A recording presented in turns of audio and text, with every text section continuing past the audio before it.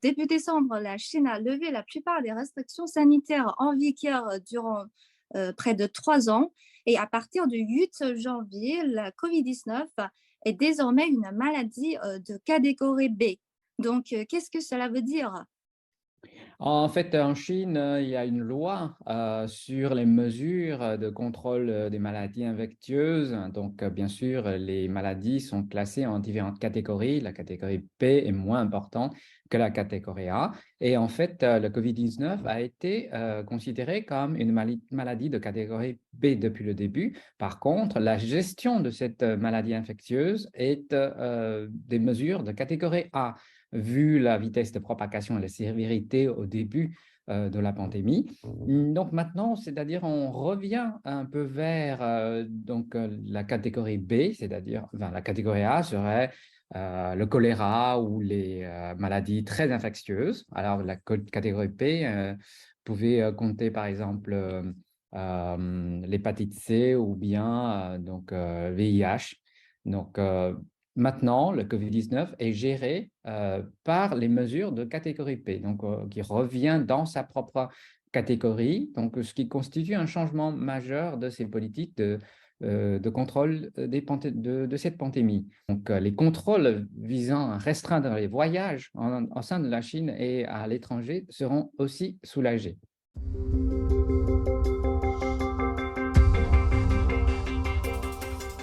Au début, on a surtout reçu le message de bienvenue parce que dans les réseaux sociaux, les différents pays, les ambassades des différents pays ont déjà lancé le message de bienvenue aux touristes chinois chez eux, dont la France. Donc, je crois que beaucoup de Chinois rêvaient d'aller en France pour passer le Nouvel An, etc.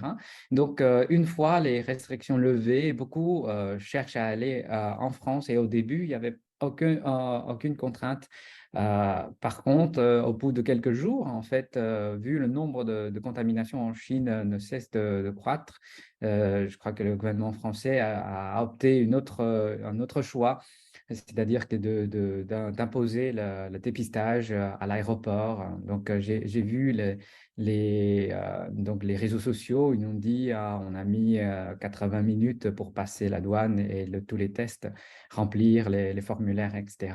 Mais quand même, donc, cela a créé une sorte de déception du côté des Chinois. Donc, mais je pense que c'est aussi donc les messages vont un peu dans tous les sens au début parce que le CDC de l'Union européenne avait dit que ça ne sert à rien de dépister parce que les virus qui circulent, les variants qui circulent en Chine actuellement étaient déjà passés par l'Europe et la plupart des Européens ont été vaccinés. Donc, ce n'est pas la peine. Par contre, donc le discours que tiennent aujourd'hui beaucoup d'autorités européennes était, et notamment l'Union européenne depuis hier, c'était il pourrait y avoir des nouveaux variants. Par contre, ça crève les yeux que 40% des Américains infectés sont par la souche XBB. Alors, personne n'interdit les voyageurs américains d'arriver en France. Donc, du coup, on sent un peu la discrimination quand même. Alors déjà, moi, j'ai une première pensée pour la communauté chinoise en France qui attend évidemment de pouvoir recevoir les cousins, la famille, etc. Et c'est un peu contrarié, donc c'est avant tout à eux que je pense. Après, économiquement, c'est vrai que euh, là, on est dans le factuel, on est dans vraiment le rationnel, et que c'est évident qu'un poumon économique comme la Chine, quand il se remet à s'activer, il y a bien sûr des conséquences positives, notamment sur le commerce. Alors, sur le commerce du tourisme, oui, mais sur le commerce globalement, euh, avec les échanges qui vont se faire de nouveau avec des humains qui se déplacent, donc des affaires qui vont se concrétiser, qui étaient un petit peu à l'arrêt ou qui étaient freinées. Bien évidemment que ça, on parle de rationnel. Bah, je pense sensiblement la même chose que M. Wang. D'abord, le point de vue humain. Voilà, c'est les échanges, le relationnel qui reprend. Euh, Soyons romantiques, parlons d'amour, d'amitié, etc. Voilà, tout ce qui est profondément humain redémarre avec le sourire, avec cette espèce de libéralisation, quoi. Voilà, comme vous le dites et vous le répétez, 3 ans, c'est extrêmement long. Et voilà, c'est un redémarrage Et c'est d'un point de vue humain qu'il faut d'abord le voir, avec les échanges qui reprennent dans tous les sens. Et malgré tout, voilà des mesures, des précautions qui sont, je pense, pleines de bon sens et qu'il faut en tout cas écouter. Et comme nous sommes dans un processus, ce qu'on se dit là, dans l'instant, va changer peut-être dans une heure, demain, après-demain, dans une semaine, puisque c'est un processus. Donc voilà, j'ai moi aucune inquiétude, mis à part de voir ça, nouvel an, nouvel élan.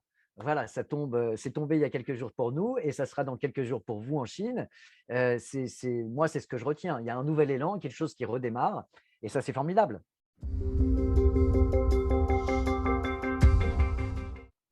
Oui, je pense que ça commence, hein. On est donc vers la fin de quelque chose et le début d'une fin de la pandémie.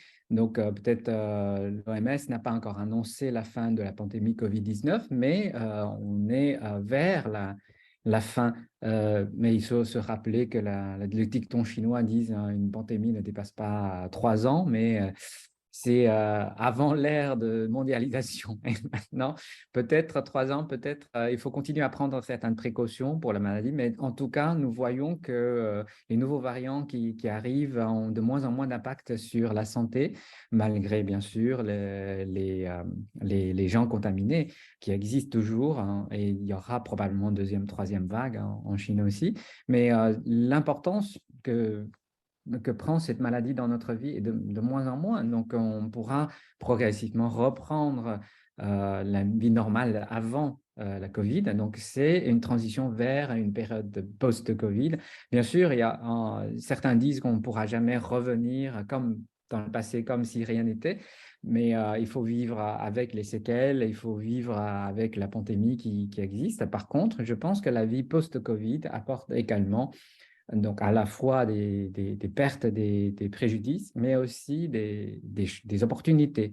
C'est-à-dire que les gens doivent apprendre à vivre d'une manière de coexister avec la Covid, de pouvoir bien gérer la santé, de prendre du temps pour vivre sa vie, de rester avec ses proches, de reconsidérer ses plans de développement professionnel, etc. Donc, il y a beaucoup de choses à faire, mais je pense qu'en tout cas, c'est un moment à la fois pour les Chinois, hein, je dirais, en ce moment, un peu stressé par la pandémie. Pour l'instant, ce n'est pas encore complètement passé, mais c'est aussi un moment de joie de pouvoir retrouver la famille, de passer la fête et de redémarrer sa vie professionnelle ou de lancer les nouveaux projets, etc. Donc, c'est un peu le sentiment mélangé. Voilà. Encore une fois, hein, je répète ce mot, mais c'est vraiment le processus. Et moi, j'entends quelque chose là qui me rappelle quand on nous a annoncé que voilà, c'était plutôt derrière nous que devant nous. Donc, c'était il y a à peu près un an, un petit peu plus d'un an, mais à un an près. Vraiment, si je peux vous transmettre quelque chose, c'est de profiter de cet instant, de tous les ressentis que vous avez là, parce que voilà, après la vie reprend son cours, l'être humain est ce qu'il est, donc il reprend ses bonnes vieilles habitudes. Parce que j'ai entendu aussi ce discours tout autour de moi et moi-même je l'ai eu, hein. C'est effectivement de plus voir les choses de la même manière, ça nous a donné une leçon et puis on s'aperçoit que dans l'après-Covid, les choses redeviennent alors il y a des petits changements dans les mentalités quand même, mais c'est pas ce qui se disait à la sortie. Vous voyez ce que je veux dire? Quand on a ressenti ce côté, voilà, ouf, ça y est, c'est terminé. Là, il y a eu quand même une petite reprise.